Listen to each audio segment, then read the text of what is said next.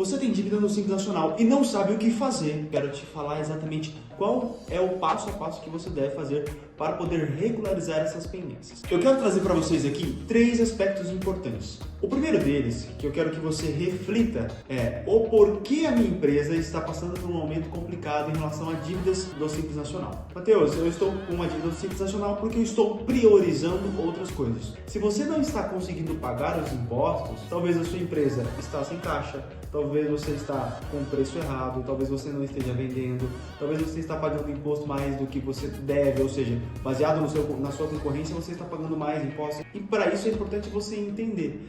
Se eu pagar esse imposto aqui, eu não consigo operar. Tudo bem, mas a gente tem leis no Brasil e a gente precisa cumprir essas leis. Se a empresa não consegue pagar os impostos devidamente, significa que sua empresa não é uma empresa saudável. O primeiro ponto importante é como as dívidas afetam o seu negócio. Quando a gente pensa em dívida tributária, eu estou dizendo aqui que, exemplo, não é uma dívida que ela vai caducar, ela não vai deixar de existir, ela sempre vai estar lá. É uma situação que não tem volta. Então, dívidas tributárias não são brincadeira. Você pode levar isso pro resto da sua vida. Então, imagina o seguinte, que ela pode entrar no cadinho, eles podem tentar de alguma forma penhorar ali os bens materiais que você conquistou. Além disso, se você entrar no próprio tema que a gente já mencionou, que é o desenquadramento. Matheus, o que é o desenquadramento? É você sair do Simples Nacional e entrar em outros regimes tributários, como o lucro real e o lucro presumido. Dependendo do tamanho da sua operação, esses outros 2 regimes podem ser extremamente onerosos para o seu negócio.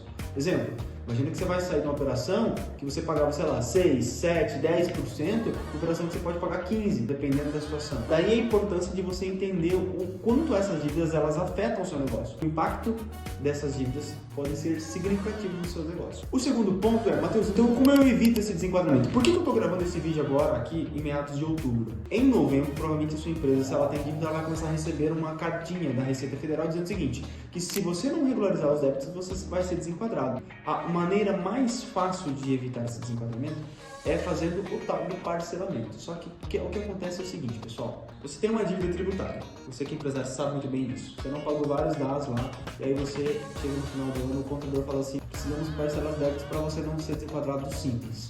Beleza, aí você vai lá, se sujeita a um parcelamento convencional, parcela em 60 vezes, paga a primeira, a segunda, a terceira, a quarta, você já não paga mais. Ali a gente já viu um grave problema, porque você vem acumulando parcelamentos. Então você fica um ano inteiro, e aí você para de pagar, volta depois, faz um novo parcelamento. E fica nessa bola de neve. Quando a gente parcela os débitos, a gente fica na Receita Federal como certidão positiva com efeito negativo. O que significa isso? Eu devo, mas eu estou pagando. Existe um negócio chamado PGFN, que é a Procuradoria da Receita Federal, certo? Na Procuradoria da Receita Federal, nós temos lá algo muito interessante, que é parcelamentos transacionais. Matheus, o que são parcelamentos transacionais? São parcelamentos que eles têm uma classificação em relação à pessoa que está pagando. Eu explico.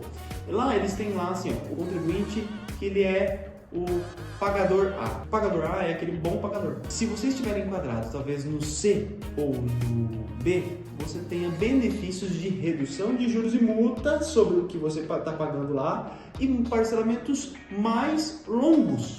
Então o que eu quero dizer é o seguinte, para você evitar o desenquadramento, sim, é um parcelamento a melhor opção. Mas quando eu falo para você que existem outros parcelamentos, você precisa estar atento a isso. E talvez o seu contador não tenha esse conhecimento, mas talvez um advogado tenha. Então, até eu vou te deixar aqui, para se você tiver qualquer dúvida em relação a isso, me manda aqui nos comentários, que eu vou ter o prazer de responder e te direcionar. Porque a nossa intenção aqui de fato é ajudar, para que você consiga aí evitar um desenquadramento, procurar parcelamentos melhores que você consiga pagar. E agora eu vou falar aqui, a terceira opção é, se você já foi desenquadrado, se for um desenquadramento que você fez, que aconteceu de maneira consciente, você está consciente de que de fato ele aconteceu, você precisa se atentar que você está num outro regime tributário. Quando você sai do Simples, você vai para o lucro presumido, diretamente pela Receita. E ali você tem uma série de obrigações. DCTF Web, DCTF normal, ECF, ECD, EFD PIS e COFINS, EFD ICMS. São várias demonstrações, declarações que você precisa entregar, porque se você não entregar essas declarações, é gerado multa. A gente recebe vários clientes aqui que vêm para nós, seguinte, Matheus, eu fui desenquadrado, mas aí eu esqueci de contador, não paguei contador, e porque o cara também não fez. Quando a gente vai ver, só a dívida tributária tem mais de R$ 1.500 de multa por mês. Se você já foi desenquadrado, enquadrado, você precisa se atentar e encontrar de fato o contador para que ele continue regularizando essas pendências, até dar o tempo de você conseguir fazer o parcelamento, como eu mencionei, e voltar para o centro funcional, tá bom? Espero que isso tenha te ajudado, espero que esse conteúdo tenha realmente contribuído para você, e se você tem alguma dúvida, fale aqui embaixo, escreva aqui embaixo que eu vou ter o prazer de responder, tá bom? Tchau, pessoal, até mais!